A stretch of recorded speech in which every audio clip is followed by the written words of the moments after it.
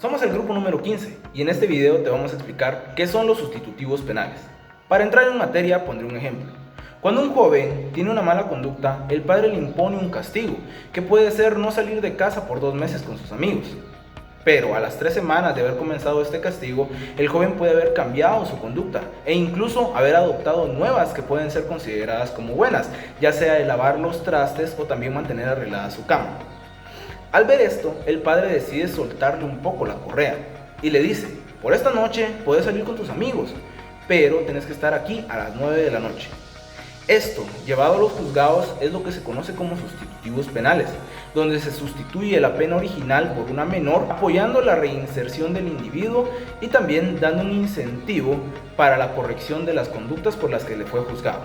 Según el positivismo, las acciones de las personas se ven influenciadas por el factor social, de tal forma que si a un delincuente se le da la oportunidad de regresar a la sociedad, ser aceptado e incluso se le otorgan premios por las buenas conductas que éste está adquiriendo, tiene menor probabilidad de reincidir en actos delictivos. También es importante mencionar que a los sustitutivos penales se les conoce con el nombre de medidas desjudicializadoras, porque uno de los objetivos que también persigue es el de descongestionar el sistema judicial de casos menores para así poder ocupar la mayor cantidad de recursos disponibles en casos de mayor magnitud. Son beneficios legalmente establecidos y concedidos a los sentenciados que reúnen ciertos requisitos para que puedan acoger a ellos en lugar de cumplir la pena impuesta en sentencia. Según los autores de León Velasco y de Matabela, son medios que utiliza el Estado a través de los órganos jurisdiccionales, encaminados a sustituir la pena de prisión, atendiendo a una política criminal con el fin de resocializar al delincuente, dándole la oportunidad de reintegrarse a la sociedad y que no vuelva a delinquir.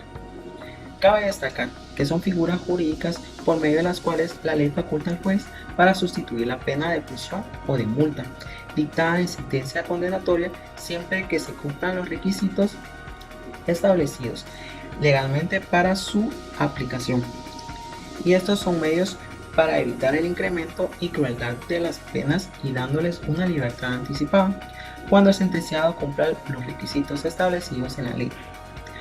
Enrico Ferri, jurista parlamentario italiano y jefe de la llamada Escuela Positiva de Ciencia Criminal, establece la teoría de los factores determinantes del delito. Dice que se deben reemplazar las cárceles por ser causa de criminalidad. Es en las cárceles donde se forman individuos resentidos hacia la sociedad y al salir de las cárceles cometen delitos más atroces como una venganza a la sociedad que los condenó. Estos pueden ser clasificados desde un punto de vista doctrinario y desde un punto de vista tomando en cuenta nuestra legislación penal. Código Penal, Decreto 17-73. En la clasificación doctrinaria tenemos lo que son los sustitutivos penales restrictivos de libertad y los sustitutivos penales no privativos de libertad. En los restrictivos de libertad tenemos lo que es la semilibertad. Esta consiste en que el detenido tiene permitido salir por las mañanas a trabajar y regresar por las noches a prisión. Tenemos lo que es el arresto de fin de semana, como su nombre ya nos dice, ¿verdad? En este caso el detenido pues regresa a prisión los fines de semana a cumplir su condena. Tenemos lo que es el confinamiento, en donde se determina un lugar en donde el detenido permanecerá por el tiempo establecido. Tenemos lo que es el arresto domiciliario. Pues se obliga al detenido a permanecer en su casa por el tiempo determinado para cumplir su condena.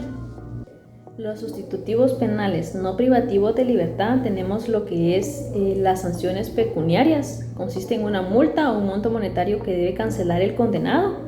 Tenemos también lo que es la amonestación. Es una advertencia, en este caso al sujeto, para que no vuelva a delinquir.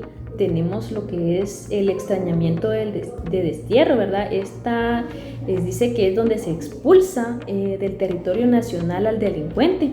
Tenemos también lo que es la condena condicional. Esta se trata de una suspensión condicional de la pena, en donde el individuo, pues para que él no vuelva a cometer el delito. Tenemos lo que es la probación.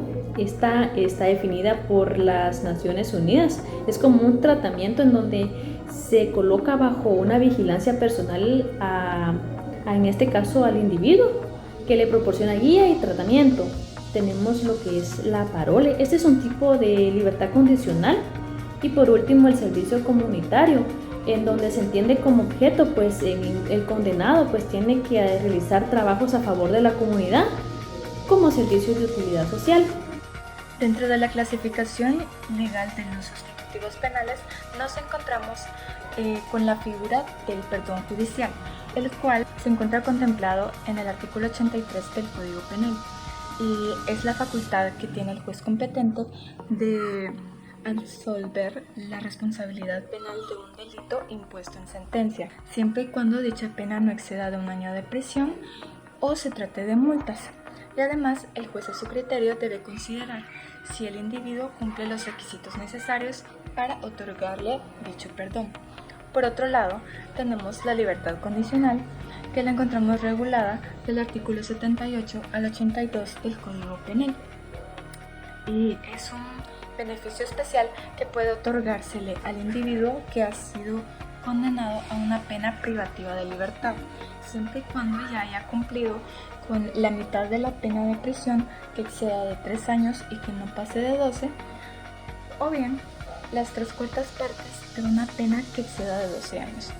Este sustitutivo le permite seguir cumpliendo el resto de la pena en libertad, pero bajo ciertas condiciones, como mostrar buena conducta y no volver a delinquir.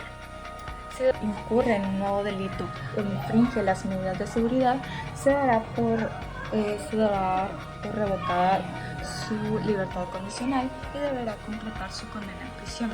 En caso de no delinquir, se va a extinguir la pena. Para comprender mejor el término, conozcamos qué es responsabilidad penal. Pues en derecho penal es una obligación de responder de los propios actos delictuosos sufriendo una sanción penal, en las condiciones y en las formas prescritas por la ley. La responsabilidad penal es la consecuencia jurídica derivada de haber cometido un hecho tipificado en una ley penal por un sujeto imputable, y siempre que dicho hecho sea contrario al orden jurídico, es decir, sea antijurídico, además de punible. Una persona es responsable penalmente cuando se le ha atribuido la culpabilidad de la comisión de un hecho punible. Decir que una persona tiene responsabilidad penal es lo mismo que decir que tiene el deber jurídico de responder de una acción ilícita según el Código Penal. Sin embargo, existen ciertas causas que pueden extinguir la responsabilidad penal y la pena. Estas diversas causas son aquellas específicas circunstancias que después de cometida la infracción anulan la acción penal o la ejecución de la pena. Con ello se entiende desaparecida la responsabilidad penal. Sustantiva sostiene que la responsabilidad penal se extingue por: número 1, la muerte del procesado o condenado, la cual está regulado en el artículo 103 del Código Penal. Este artículo lleva por nombre extinción por muerte. La pena y la acción penal se extingue por la muerte del infractor, ya que al fallecer el responsable se extingue la responsabilidad, puesto que, como sabemos, la pena no puede heredarse y tampoco puede imponerse al fallecido. La muerte del infractor también supone la extinción de la pena pecuniaria y las consecuencias penales de la misma. Recordemos que la pena pecuniaria es de tipo patrimonial y esta recae en los bienes del condenado, ya sea en forma de multa o comiso o la confiscación de los bienes, la cual consiste en la pérdida del patrimonio, tanto total como parcial, a favor del Estado. Número 2. El cumplimiento de la pena.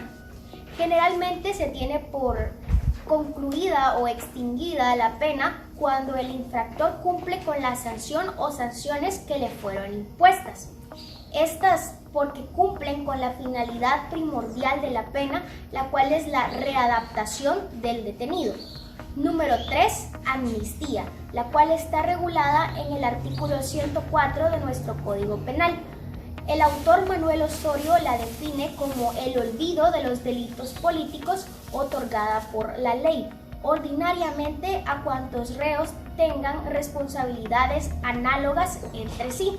El Código Penal guatemalteco sostiene que esta no puede expresar qué clases de delitos son las que afectan esta amnistía, pero tradicionalmente se aplica a los delitos políticos. Esta es otorgada por el Estado y es el Congreso de la República quien la aprueba con un decreto y posteriormente el Ejecutivo se encarga de ordenar su publicación. El indulto dice que es la facultad que tiene el presidente de la República para perdonar a un reo. Este está regido en el artículo 105 del Código Penal. También tenemos lo que es el perdón del ofendido, que este dice que otorga el perdón y la responsabilidad de la persona que comete un daño o lastima a una persona, y en este solo la víctima tiene la facultad de otorgar el perdón. Este está regulado en el artículo 106 del Código Penal. También tenemos lo que es la prescripción, que esta consiste en el lapso de tiempo establecido y razonado por la ley para que el Estado pueda perseguir a la persona y asimismo asignarle una sanción penal. Este está regulado en el artículo 107 del Código Penal.